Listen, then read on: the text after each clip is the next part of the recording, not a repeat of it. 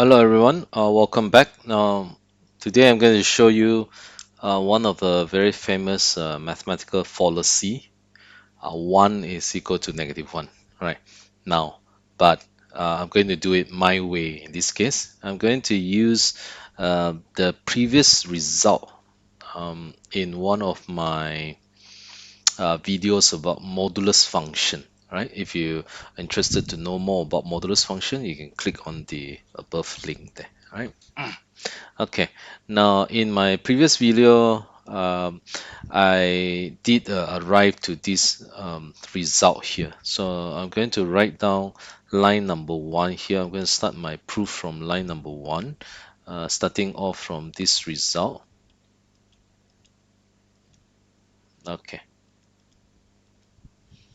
now knowing that the modulus of x plus 1 is equal to negative 1 here. So I'm going to start my proof from here, right? Now my line number 2 would be I'm going to, in order to solve this, I'm going to square both sides. Okay, so therefore I'm going to square both sides here.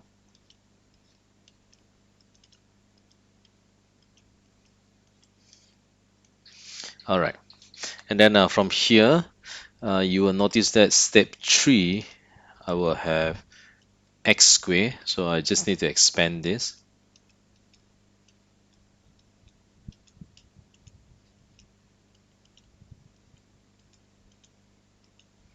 All right, and then step number 4 here.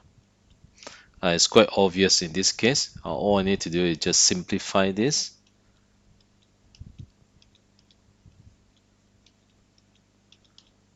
Is equal to 0.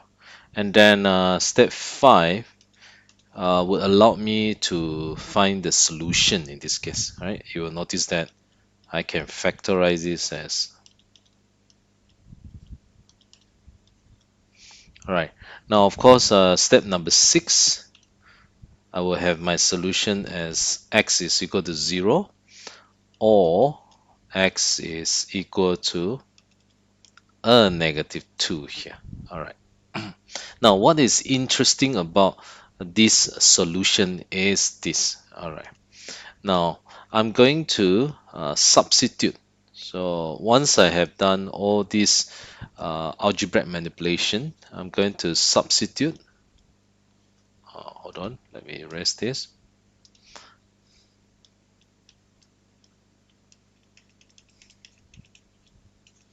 All right, I'm going to substitute x equal to 0 and x equal to negative 2 into my first equation here, for instance. Okay, into my first equation, equation number 1. Now, how would that look like? For x is equal to 0, once I put it in, okay, maybe it's best I just concentrate on 1 here. Let me rest off that. I just state that substitute x equals 0 into equation number 1 here. It'll be easier at this point. So once I substitute x equals 0 into here, I will get 0 plus 1 modulus is equal to negative 1. And then from here you can see that modulus 1, modulus 1 here is equal to negative 1. And then finally I can conclude that from here 1 is equal to negative 1. Now, what a coincidence. I have managed to prove that 1 is actually equal to negative 1. You might want to figure out what's wrong with this in a while. All right, now I'm going to complete my proof here by substitute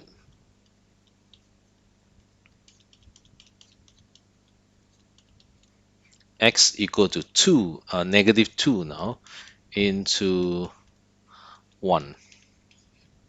All right, now the same thing by substitute this negative 2 plus 1 into the modulus function equal to negative 1. And then from here, you will notice that this is actually -1 modulus is equal to -1. Right, now it looks very close now. Modulus of -1 is basically a 1. And then again, you can see that I managed to prove that 1 is actually equal to -1. So what went wrong? Your task for this is very simple. You just need to identify which line contain the fallacy. All right.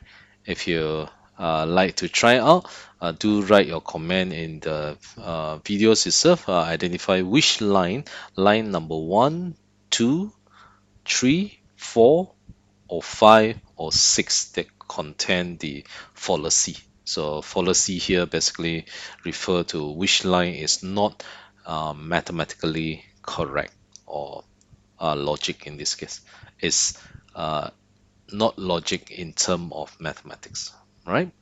So think about that and stay tuned for the next proof of 1 equal to -1 using a different approach. All right. Thank you very much for watching. Stay tuned.